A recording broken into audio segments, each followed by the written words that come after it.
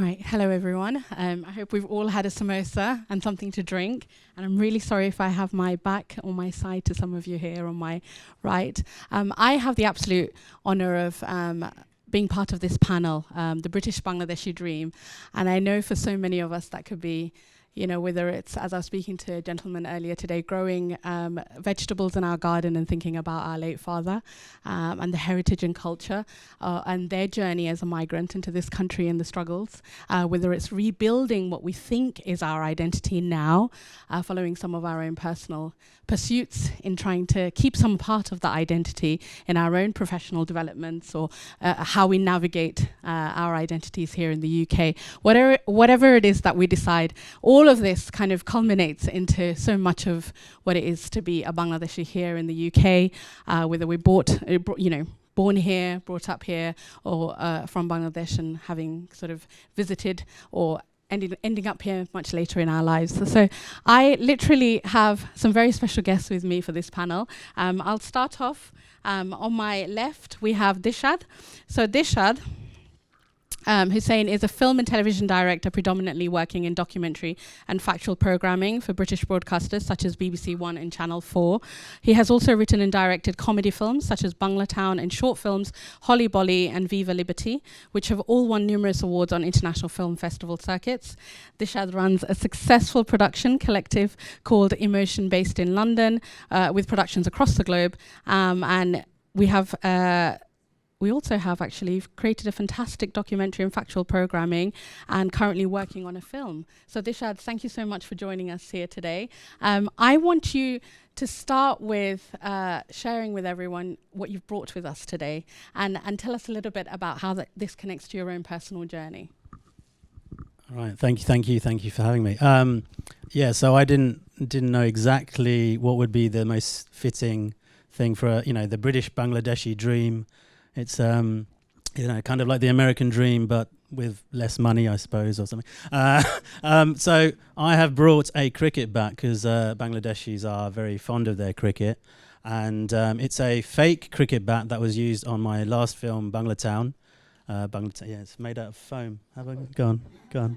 You can't hurt anyone. So basically, it was a low budget film, very low budget. So we had to do our own stunts. And hence why, go on, try that hit someone with that. It's very safe. So that's basically my connection or connective piece. I didn't know what to bring. I've like loads of Bengali things, like little toy rickshaws, and I could have worn a lungi or something. I don't know. I just it's something that has a bit of. I said to you bring an object. The first thing he said was, I have a foam cricket bat. What do you think? And I said, fantastic. I thought, Does it come with a story? It's different, yeah. And we used it, and it was the film Banglatown went down really well on the festival circuit. Had loads of fun with it, and that represents something. It says something about what stories we can make. That's also interesting how you refer to yourself. Are we Bengalis? Are we British Bengalis? Bangladeshis? It's really interesting the idea of what we are. And you said before the break how you feel as a Bangladeshi. I think it changes. It's a changing idea, and we're working it out, I think, is the best way of putting it. The whole society is working out. I've been back to Bangladesh many times, just went 2 months ago, and it's a completely different place every time I go there. Society is changing, moving on, and the stories that we tell will be always constantly evolving as well. So that's is that answering anything? Yeah. Perfectly answered. And thank you for sharing us your story. No problem. We'll move on to Ansar. So Ansar, yes. It's okay. I'm quite loud. Can everyone hear me? Oh, actually, sorry, for the video we will need. Okay. Sorry. So, thank you, Dishad. It's interesting that you mentioned how we're changing, we're evolving. And we were having this conversation during the break, and the wonderful question earlier about whether we should have a separate Sylheti identity, etc.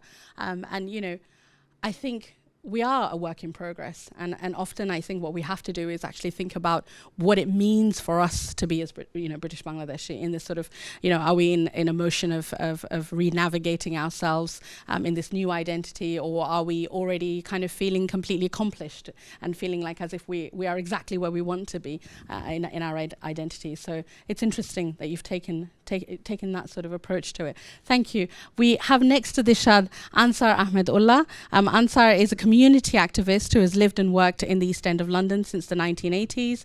He's worked as a youth, social and community worker and has been an active anti-racist campaigner. Ansar is currently involved with the Sadinata Trust, which was set up in 2000 to engage and work with young people to promote Bengali secular heritage and arts. Thank you, Ansar, for joining us today. Thank you. I'd love for you to share with everyone the object that you brought along with you. Well, it's not an object, it's an image. Well, I'll show you in a minute. I'm assuming that I'm probably the only one that grew up in Bangladesh. You guys are probably all born and bred here. Yeah. So my childhood was in Bangladesh and teenage years. I came here at the age of 15, 16, I think. So in Bangladesh, when the war broke out, I was 9 or 10 years of age. And I think for us at that time in Bangladesh, Sheikh Mujib appeared as a savior for the Bengali people. So I've got an image of Sheikh Mujib, which I think people who know me probably won't be surprised. He's the Bangladesh's independence leader. And at the time, my dad was here in the UK, and he told me stories of him attending gatherings on Sundays in support of Bangladesh. He lived in Luton, and he was part of the Luton Action Committee. And they would come here every Sunday. He talked about the large gathering in Trafalgar Square on the 1st of August. And he would carry a placard of Sheikh Mujib. It was too big, that's why I didn't bring that placard. I've still got it. And so I just came with a small image. And I think being exposed to the war in Bangladesh and growing up, I guess, has kind of made me a hardcore Bengali nationalist. And I think that's what still drives me even today. And Sheikh Mujib is obviously an inspiration for me. Yeah, so that's the object that I brought on to talk about. I don't know what else to say. No, that's okay. Yeah? I was Okay. really, first of all, really impressed that everyone did bring in an object. Okay. Because I know it's difficult trying to find something that connects with your heritage and identity. But it's really interesting what you've all brought.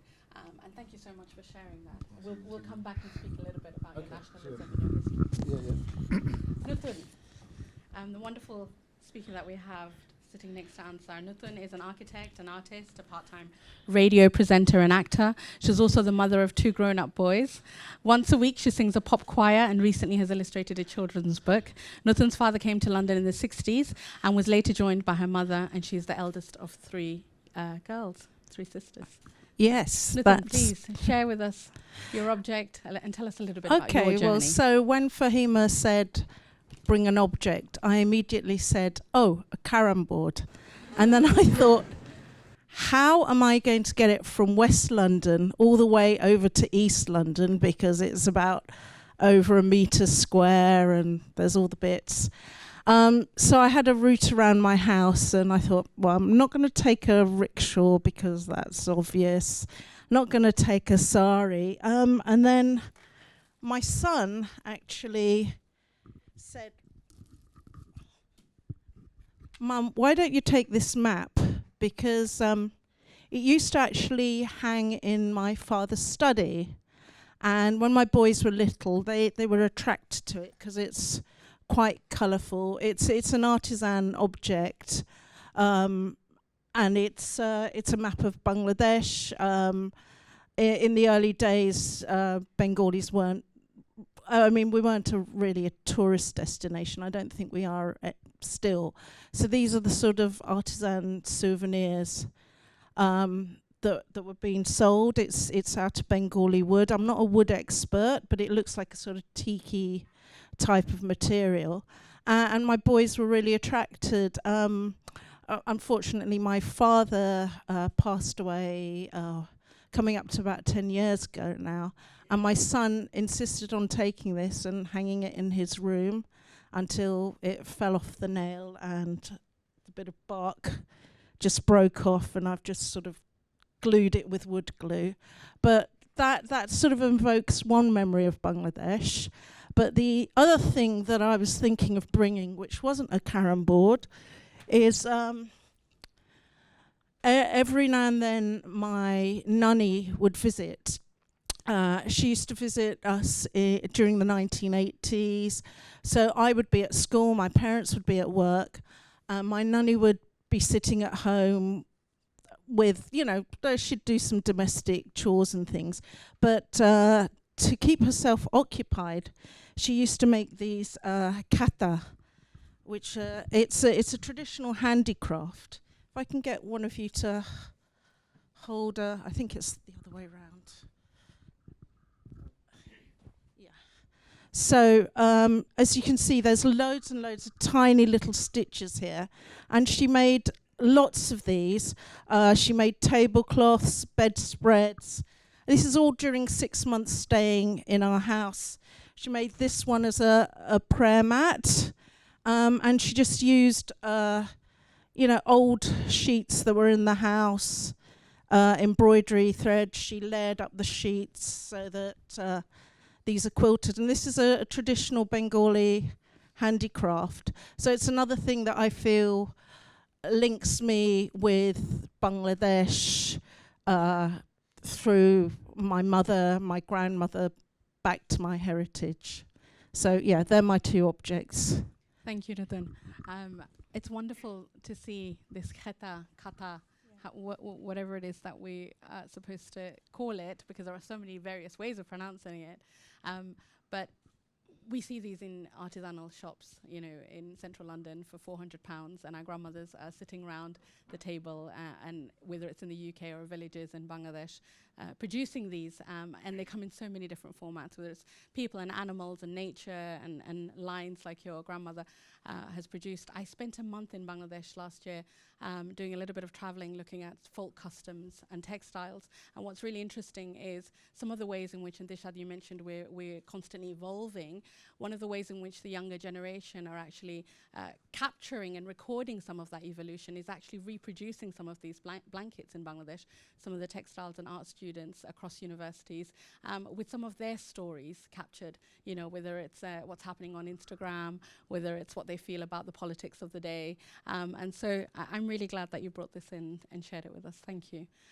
Next to Nutun, we have the wonderful Tarin Khanum. Tarin Khanum BEM, Chair of Brit Bangla, a platform for future leaders and change makers aiming to develop leadership and empowerment to advance the dynamic Bengali community. Tarin is passionate about improving the female talent pipeline and is strong on empowering women.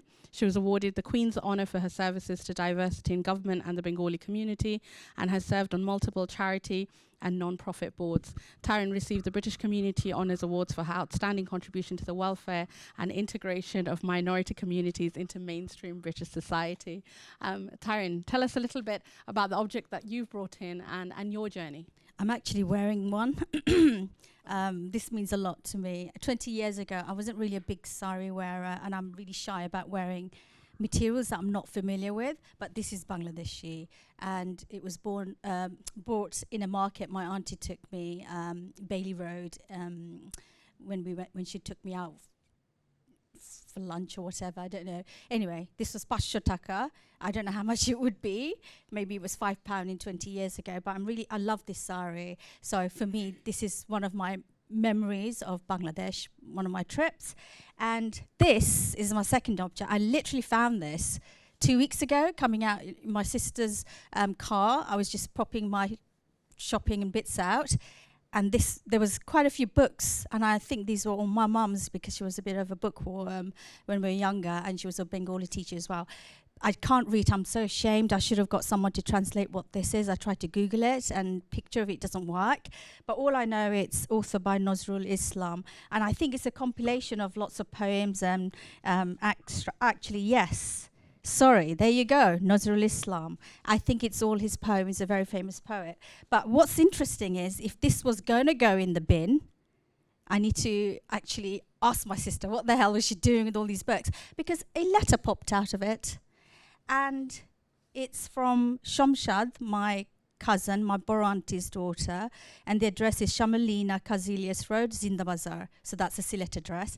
And with my little knowledge, I can't read anything, but I just managed to read a little bit of Bangla, but it's dated 1982 because of the English stamp when it went from England, and it's those memorable airmail letter things before your emails and everything. So everybody would write. So I think 2 of her nieces had written to my mom and asking about everything. This is the same thing, kemon acho, bhalo achi, salam dio. It's the same thing, doesn't say much. But there's one little bit which does say to my mom, I think she was requesting some books because she loved books.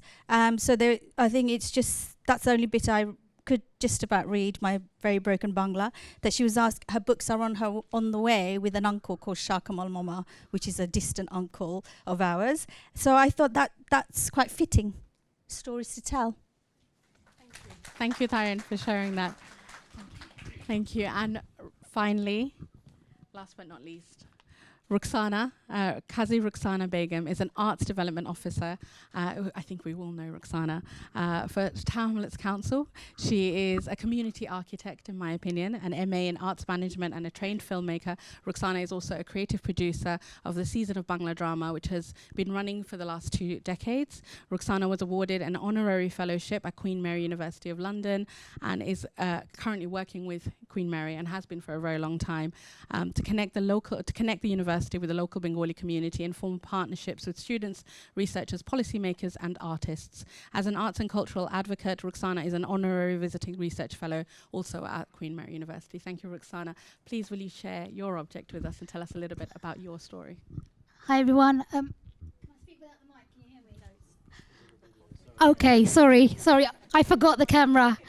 I should know as a theatre. It's all right. The object, there was 2 things I was going to bring. The first one, when you said to bring something, I thought I was going to bring a boita. So those of you that are Sylheti will know the boita. We used to do boat races in Bangladesh because we always used to go in the rainy season because it was a summer holiday. And so then our relatives used to make the boitas out of our trees. But I wanted to make, it's the ideal. But I wanted to talk about something much more personal. And earlier this year, my treasured mother passed away, and I actually wanted to share her sari. And this sari she wore in 1977. And so this sari means so much to me, and she's taken out, this sari has seen so many journeys throughout that time. It is the backdrop of when Altab Ali was killed. It was the backdrop of when Rushnara Ali became the MP. It's the backdrop of so much history. But it connects to me because in terms of the Bengali dream, my mother was my dream. My mother was everything.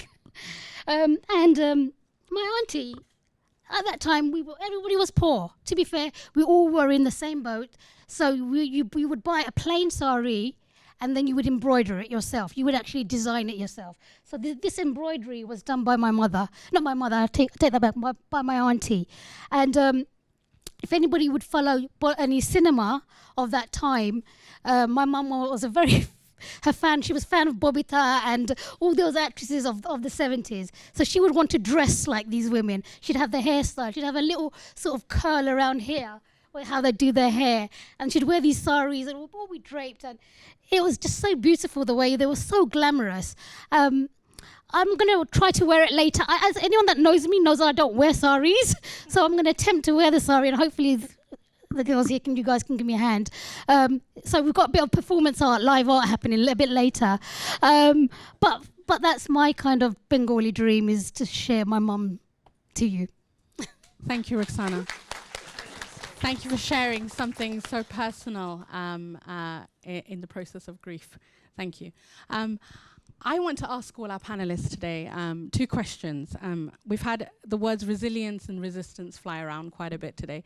And I'm really keen to hear some of that resistance and possibly your sort of blooming of resilience in your own personal journeys. And when I say personal, I mean that could include what you've worked on. As you can see, I probably haven't touched too much on your professional journeys, just apart from the bios that I've read. So feel free to go into it. I was really keen for you all to personally connect with your objects, with our audience here today, and feel free to mention, what you've worked on, what you're currently working on.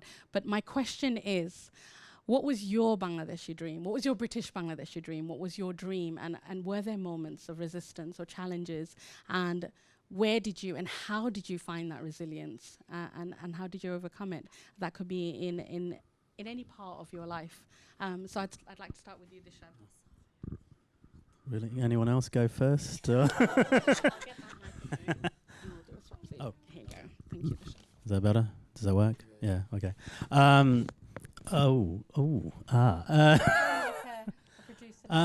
It's one of those things because I've been at a lot of these sort of diversity panels, and everyone just does the same thing. It's always tough. It's been throughout the decades it's been pretty bad, but it's getting better. I am an optimist. I think things are getting better. I don't know, personally, I don't know, maybe this might connect with a few people, but saying that you were of Bangladeshi heritage in the 80s and the 90s wasn't as easy. I think it's easier to say I am of Bangladeshi heritage now. I think that's a positive. I don't know if you guys agree, or I know a lot of people are saying, things are going worse and young folk and all of this stuff, but yeah, I think there's a lot of positives coming out. I think everything, I think there's especially in the film industry and television industry, you can see a lot more. I just recently worked on Grand Designs, that show,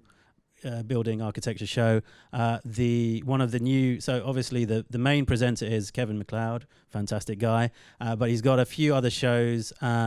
One of the sub shows is Grand Designs House of the Year, and they've got a co-presenter called Natasha Huck, being obviously of Bangladeshi heritage. I don't know if anyone has seen the show, but she's a Scottish, Bangladeshi, Scottish, British, Bangladeshi, and she's a TV presenter. So that's pretty cool. And things like that. I remember we were having dinner after a shoot, and she didn't realize I was British Bangladeshi. I didn't realize she was British, and we were like, "Oh, are you?" And it's rare. It's still very rare to find other people of British Bangladeshi heritage in the film and television industries. But I think it's getting more common. Obviously, you can name Nadia Hussain, I guess. Who else? Connie Huck, obviously, yes. Who started it all? And then, yes, right. Yeah. So there's lots of progress being made. I think, and I was very derogatory to our fellow Bangladeshi filmmakers back home. I would not be big fans of their work in the 80s, the 90s, the 2000s. But now I'm seeing some really good stuff coming out of, all the streamers are putting out some really good stuff, aren't they? I saw, was it Hawa? The last year came out. Chonchul Chowdhury is a great actor. Great performances coming out. So the quality level, before it was just terrible, wasn't it? It was just like the worst sort of like Benny Hill comedies coming out of Bangladesh. But now it's getting really good. So I think lots of progress is being made. I think the internet is a big savior in terms of culture being traveling across. They're just on a par. Everything that is happening on TikTok, the young Bangladeshi youth are totally into. They know whatever. They're into K-pop, which is another interesting thing I saw. So really interesting things being transmitted. I think a lot of positives are happening. So in terms of struggle, yes, it has been. I still think it's not super easy. Banglatown was not funded. It was, self-funded. We didn't get, access to it. And a lot of people were saying there aren't enough. It's kind of like a catch-22 with actors as well, because a lot of film production will say, have you got a big name star attached? But then it's about a British Bangladeshi story, so we don't have that many big name Bangladeshi stars to attach to it. So how do you overcome that? Which I guess happens by people like us making more films, more stories, and eventually finding it. I think it's still something that we are working with, but we're finding more. They're still universal stories, even though we're talking about whatever we're talking about are personal struggles and our births. But, you know, immigrants going back to any sort of like Greek immigrants, Jewish immigrants, whatever nationality, can still see how the struggles in a British Bangladeshi community can occur. So there's a lot of universal themes that work well with, you know, immigrants. And, you know, the classic would be, you know, American stories with the, you know, the Italian American, you know, stories. How those immigrants, you know, the American dream, how they come over with nothing and then they make it. Obviously, we're, you know, aware of all the big classics such as The Godfather, but those things are their immigrant stories, and they still can apply to, you know, British Bangladeshis as well. What would you say you would want to see with the future of our community? So in terms of access for the youth, or you know, you mentioned that things are changing. You know, things are changing in Bangladesh. Things are changing all the time. Within your field, within TV and film, you're seeing huge leaps, and there's, you know, more representation within the UK media. In terms of what you hope for the future generation, do you have any sort of visions or dreams for the youth? I'd love to see more work between communities. At the moment, we're still kind of separate, and you feel that when you go back, they do see you as you're not quite part of their community because you've got a British background. There is a difference. I would like to see more co-productions, more work together. Be it music, film, television, especially now that there's so much more that's being made online. That'd be great to see more work being made together. I think that would be really good because, because of the information, the crossing of information has come so instantaneous. I think there aren't that many differences. I mean, like just seeing what's a recent thing you probably see on your social media feeds, Coke Studio, they make these, you know, really cool studio music things. We've seen that recently with Bangladeshi singers and the recent Coke Studio tracks that have been released as well, actually. So there are some cross-collaborations. Great, yeah. Some of that is happening now. Who's the BBC radio host, Nadia, I think. She's done a few shows going over to Bangladesh. Even like,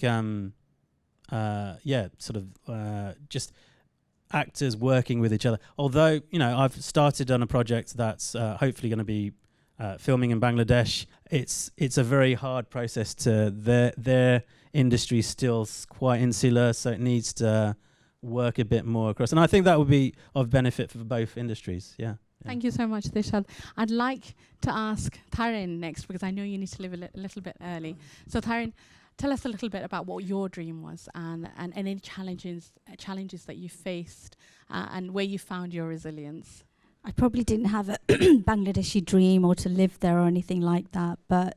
Or as a British Bangladeshi. As a British Bangladeshi, actually what I want as a legacy of a future on the theme of stories to tell, I want to make sure that all of ours, every single one of you, your stories are captured, your narrative. What Shamim Bappa was talking earlier, I could have listened to her for hours because that's beautiful. That is not going to be written in any, you Google it, you're not going to get that version that we heard today from Shamim Bappa. So this is what I want, legacy. There's something for us, for our future generation to have that narrative captured. You know, history is not written by the likes of me. Academics write it, but that's not my story. That's not my personal history that we learn from our own cultural perspective. So I think that's what I want. We want to change. We need to voice our stories, the real history. And I'm involved in a lot of projects at the moment. One I can't talk about, but yes, I've learned so much through that. Fascinating.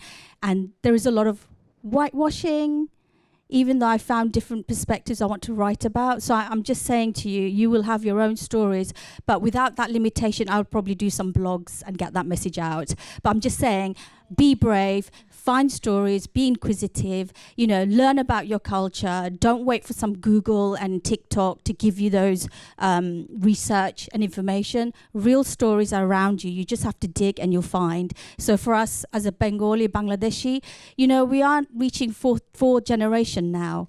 from my mum's time, obviously she was a Bengali teacher, people used to send their children to school to learn Bangla. We don't even read. Look at me, I'm ashamed. I can't read this today. So I should have maintained learning Bangla. So legacy is, please learn your language. We are Bengali, not someone talked about being Sileti. Let's not get into the micro level. Let's make sure we know a Bangla culture, a Bangla language, because our great-grandchildren, we're here today. Do you think they will be interested to be having an audience like this and discuss this topic? So I think for me, the best I can do through Brit Bangla is making sure there are some real stories like we did in Bengali Britain. Nutun is so, actually all of us are in Bengali Britain exhibition and project, and Anjuma as well. So we want more of your stories captured, and now that's for us is more important. And then secondly, I run Brit Bangla, and it's about creating future leaders. I do love Bangladesh. I have great memories of there. My mum wasn't born there, but obviously she has beautiful memories. But as a professional, I think I was talking to Abu there, all of us have got unique knowledge and expertise. We can create a better future. Bangladesh is going underwater. We can create some better solutions. So for me, legacy, we talk about Bangladesh, in 50 years' time, much of it will be underwater. Sylhet is luckily a little bit on the hillside, but places like Chittagong, more near the sea. So I think for us to have a legacy, to have a future, we need to start taking action now. Protect the Sundarbans. Someone else talked about Sundarbans. We hear stories of Bon Bibi, the mythical lady that protects the Sundarbans. I hope to visit it, hopefully, next time when I go to Bangladesh. We all have a duty to take care of our environment. So I really hope that we can inspire everyone. We can talk, but you can do so much. And global climate impact is real. Bangladesh is the first one that's been hit. They've been talking about it for 20 years. So I think in terms of legacy, if you want some memories of where your grandparents came from, I think you need to look back and start giving back and protecting the country from environmental impacts, create better architectural buildings, come up with solutions that we already have. Steel and all of that doesn't work. Bangladesh is so beautiful. It has natural resources, jute, bamboo. It's just much more suitable for heat wave conditions over there. And also wearing natural fibers is much better for you. And in this heat wave months we've had, and Europe is already, what better clothes do you have? Cotton. Bangladesh. We need to stop buying all these made in China saris, buy local, buy Bengali. So she showed this beautiful Nokshikatta. My mum, all her saris became these blankets. And I know I didn't used to like them, thinking, we used to, but I do respect all of that. I should have brought one, but we don't touch it because it's mum's favourites. Couple of saris that were made into a blanket. It's kept in a blanket. I didn't think to bring one. I didn't think that was the type of memory that you wanted us to bring an object. Oh, no, it's any type. But yes, so my dream, my Bangladeshi dream, I hope no one forgets where your ancestors are from, that you give back and capture those stories of your grandparents. It's not just migration stories. It's not about who's Bengali in the media anymore. We need to go layers and layers, 200-300 years of history of links of Bengal to UK. So, yeah. Thank you so much, Taryn. And I think what's really interesting and what struck to me is how you spoke about kind of claiming your own agency and saying our own stories and our own authentic experiences. And I think that's vital. And, I take that as a big takeaway from what you spoke about. And I think, ultimately it's how we speak back to the empire. Yes, we were colonized. I'm a student of post-colonial history and theory. And so in this state of us evolving, and I'm going to come back to that, Dishad, again for the fourth time, but in our state of evolving, and while we speak back to the empire, and we speak back with the empire, as in you've brought your shari in today, you've worn that Ruxana, you've brought your mother sari in, Nutun, you've brought your the blankets and the map, and Ansar Bai's brought in the image, and Dishad, you've brought in the cricket bat. We speak back to the empire with our language and our song and our textiles and our production and our artisanship and our ethical values and our, we're matir manush, we're people of the earth, people of the soil. And so I think, that kind of claiming that storytelling I'm really, really glad that you mentioned that. And this is why events like this are so important and why we do need to continue telling our stories. But we also need to decide how we tell our stories and who we tell it to and what that viewer wants from us and whether we need that perceived opinion and whether we need that perception of us. All of that is equally as important. And so, yeah, thank you so much, Taryn, for sharing that.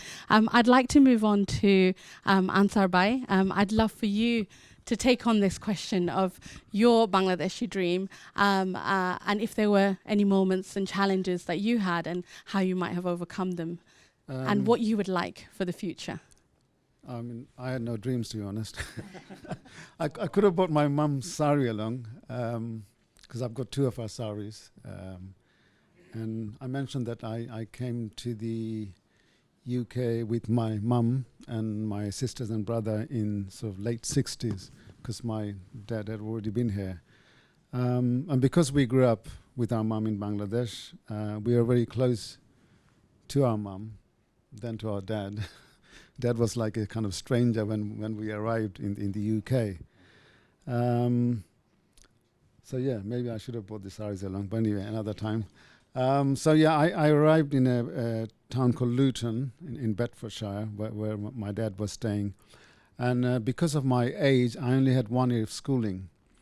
And in the school and soon after school, I kind of realized that there were a lot of people who didn't like me. And I was kind of wondering, what's going down? You know, I had no idea that there was racism we were never told this in Bangladesh when we were growing up. And I sort of look forward to coming to the UK because before I had arrived, I had already watched James Bond in Bangladesh. I had watched Danger Man, Robin Hood, Fugitive on TV. So I had an idea of UK, of England. And I was looking forward to, watching English movies. I had heard pop music. I had heard of Beatles. So I was looking forward to all that. And then once you arrive in the UK, it's not... there are people who kind of hated you or wanted to beat you up. And it took me... I think it's only now I'm beginning to understand why they hated us so much. It kind of... For years I was baffled why, that they didn't like us. And my connection to East London is that for us in Luton, it was like a day out to come to East London. Yeah. And in those days there were... It's a cultural pilgrimage. Yeah. Because we've been talking about films, there were 3 cinema halls in East London. There was Naz on Brick Lane, and there was 2 on Commercial Road, Palladium and Bangladesh Cinema Hall. So we used to go to Bangladesh Cinema Hall to watch the cheesy Bengali movies of the 70s and 80s. It's just to try to, keep a connection with back home. And there was a shop at the entrance of Naz Cinema called Glamour International. And there you could go and buy, audio cassettes, video cassettes, magazines, newspapers, even records. And I remember buying 2 records. One was of Azam Khan. Those of you who don't know, Azam Khan was a sort of pioneer of Bengali rock music. And a film track, a film called Masud Rana. Masud Rana is like Bengali James Bond. And I used to play it so loud. We lived on top of a shop. Our dad had a grocery shop. And he used to come and complain because he couldn't communicate with the customers. So that was my kind of first connection with East London. But I came here in the 1980, and Rukhsana mentioned Altawali. So this is like 2 years after the murder of Altawali. And I kind of got embroiled in sort of community activism. So the youth groups that led the anti-racist movement in the 70s, there were like 5 main ones. They all came together and formed the Federation of Bangladeshi Youth Organizations, an umbrella body. And I got involved with that. So I think, the resistance that you asked about, so political organized anti-racist work took place in East London for me through the Federation of Bangladeshi Youth. I don't think I was resilient or anything. I think it all happened by accident. The fact that I came to England was accident. I didn't plan to come here. You know, one day I woke up and I heard that we were going to England, and here I was in Luton, and then I came to East London with a job, and I've been here since then, really. Thank you, Ansar. And I love how you, with so much grace and being very humble, you also left out that you were directly involved in mobilizing the youth in the anti-racist movement, and how pivotal you are as a community organizer. So thank you. So with ease you came to the UK, but with so much ease that you're showing to us, but I'm sure it wasn't. You also mobilized communities to defeat racism. So, you know, that's an incredible legacy to leave behind. Thank you. Nutun, I would like to move to you and ask you the same question about your British Bangladeshi dream, and any resilience and challenges, and anything that you'd like to say for future generations. Oh, well, it is a loaded question. It is. And after hearing everybody's answers, I'm not stuck for words. You know, sometimes people wish I would shut up. And now I'm sort of sitting here thinking, what am I going to say? Because I'm not sure I have any particular Bangladeshi dreams, apart from the fact that I've got 2 sons who are in their 20s now. But the last time we went back to Bangladesh was 2000, and I'm going to do my calculations. My youngest was born in 2002. It would have been 2008 when my little one celebrated his 6th birthday. And due to various family circumstances, my parents being ill, etc., we haven't been back since. So I feel my boys have lost quite a bit of connection with Bangladesh. The main connection they used to have were my parents and my husband's parents. But both my parents have now passed away. My father-in-law has also passed away. The 2 boys don't live at home anymore. They're up in Birmingham at uni, etc. The only connection they really have with Bangladesh is when I cook Bengali food, when I attempt to recreate my mum's recipes. There are times when I try to cook something and I've almost got it there, and I just wish I could sort of call up mum and say, do you know what, there's something missing in that. What is it? Why can't I make it taste like yours? You know, I've called on aunts and things, and they've shown me how they make it, but it's not mum's. And I wish I'd sort of paid more attention, you know, like, because I was a surly teenager, so if my mum said, you know, no, nothing, come to the kitchen, see how you cook this, I was like, no way am I gonna, you know, that's not my deal. And in fact, I was telling Rahima before we started, the first time I ever took any interest in Bengali cooking, apart from eating my mum's food and my aunt's food and all that, is when I was away at uni. And, you know, for me, it was a big thrill to have things like takeaways and ready meals and, you know, sort of easy food like that, because we'd never had stuff like that in the house, you know.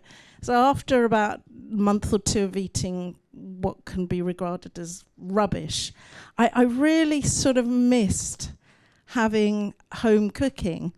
So I went to the supermarket and I thought, you know, how can I recreate something that tastes Bengali? And I was actually living out in Dartford at the time, which isn't the greatest sort of cultural melting pot. I mean, no Asian.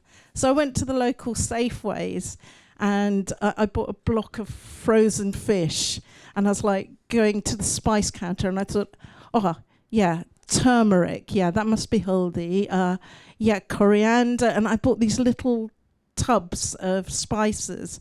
And I went back to Halls and I started sort of frying these spices. I had no idea what I was doing, but I somehow came up with something that smelt sort of Bengali, and then I fried the fish on it.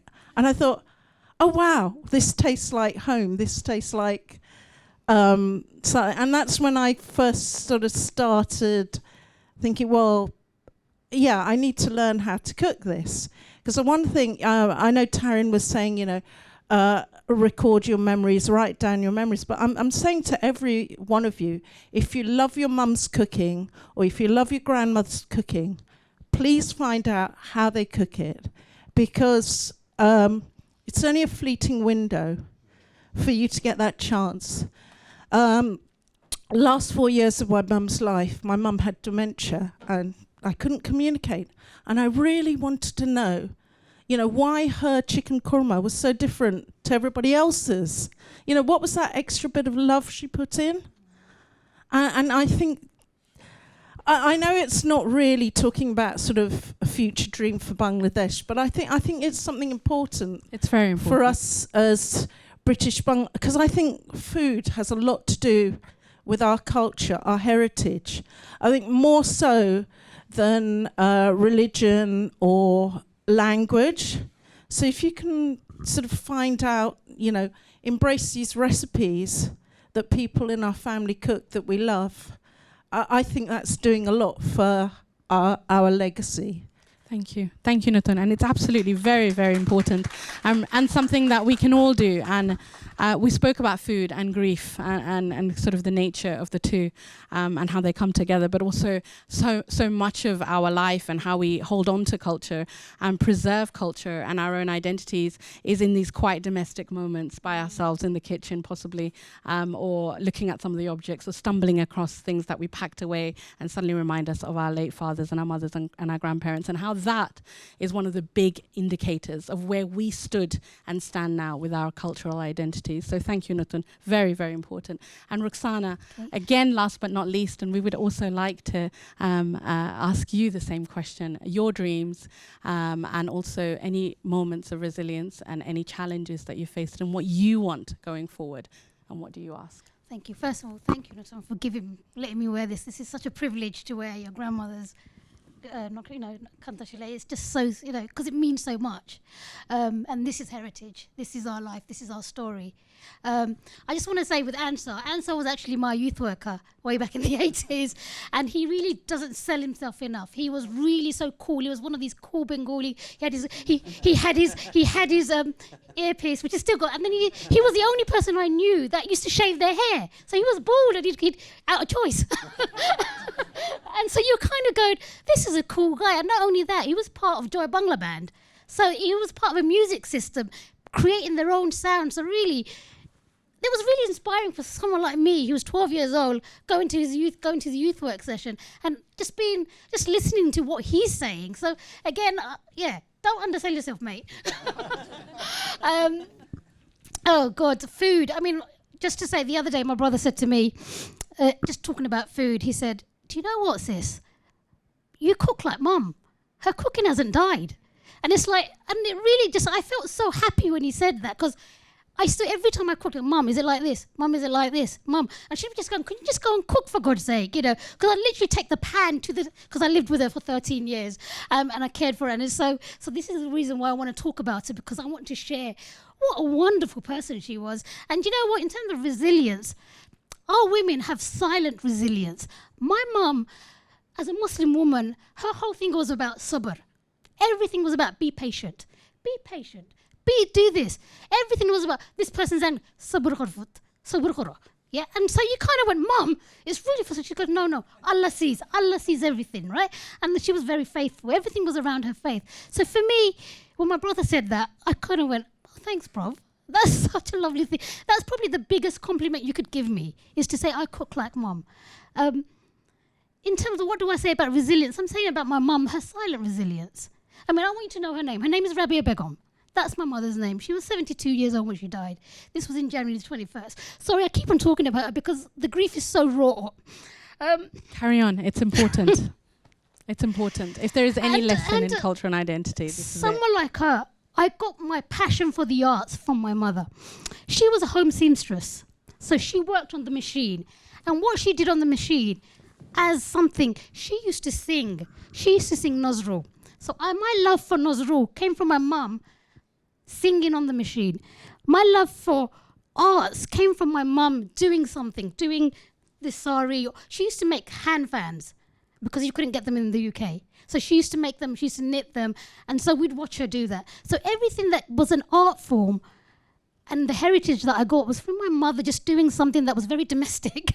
It wasn't because she was an artist. She wasn't an artisan.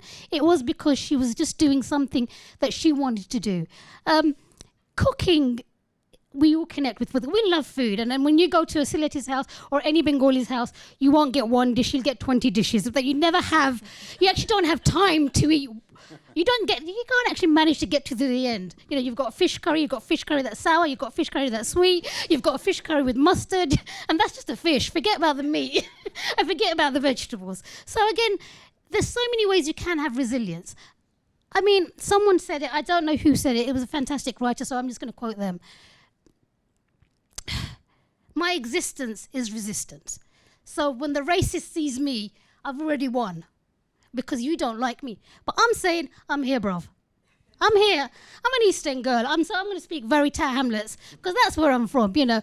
When the first time I got sworn at by a racist, I didn't know what it meant. And I went to my teacher and I said, Miss, what does this mean? She told me off for, and in fact I got detention for saying that word. And it was, the person called me a black C. You can guess the, right? And I didn't know what the C word meant. So I just said, Miss, what does that mean? And like, right, you, detention. So I got, not only did I not know what that word meant, because I still didn't understand the word, so actually she's a really bad teacher. But, because how do you demystify words? You talk about anatomy. You talk about things and you break things down. As a teacher, you have a role to explain something. So she failed me immediately. But not only did she fail me, she made it to point out that I said something rude in a class so blatantly that then I was put into detention. Now that's also unfair because, to be fair, I didn't know what the word meant, so it didn't really matter. But I just thought, why am I getting detention? I just asked a question. Now, how do we demystify things? How do we do resistance? We talk about things, we break things. And what I love about now is we get to talk about our histories. What I love about young people now, and I don't get a lot of young people, but what I love it is that you guys say no. You guys say it's on my terms. Because you know what? I used to walk around eggshells and say, I don't want to offend this person. This is and that's actually called systematic racism. Because if I haven't, you've not got a personality. It's only a joke. Whereas young people are saying now, no. I'm calling you out. And you know what? Good on you. Carry on doing it, because actually we need your voices. We probably don't have the tools. We're probably institutionalized. We've probably got post-colonial baggage, right? But you guys, go for it. I as someone that's a second generation, say to you, I love what you do. Thank you so much, Roxana. Thank you. I feel so honored to have listened to the five of you share your stories, and I'd like to, would you want to put the sari on, No, Roxana? Yeah? Okay. I was going to get up and help you there. I want to thank you all, and I kind of want to end it with, I was asked to speak on this panel about the British Bangladeshi dream, and I was just excited that we have these wonderful speakers, and I would listen and take inspiration, and all of you have inspired me in different ways, and some of you have only just met for the first time today. But you all inspire me, and I know your work, and it's incredible to hear your personal stories. More than anything, your personal stories. You're all doing wonderful things, from being architects and community architects and, filmmakers and, activists and, founders of wonderful platforms. But more than anything, what you're doing is continuing the culture and the identity of Bangladesh in your own ways going forward. And you're also kind of bringing to it, you're breathing into it new life through all of your own personal legacy and experiences. And I think ultimately what I take away from all of you is how we look at those identities and what we do with those identities, and going forward, what it means truly to be a British Bangladeshi. So thank you so much for sharing those stories. Thank you for leaving me with a bunch of other questions and things that I'm going to think about tonight when I'm having dinner with my husband, and wonderful things that you've shared, and I'm sure we've all been moved by lots of things. So thank you so much. Thank you.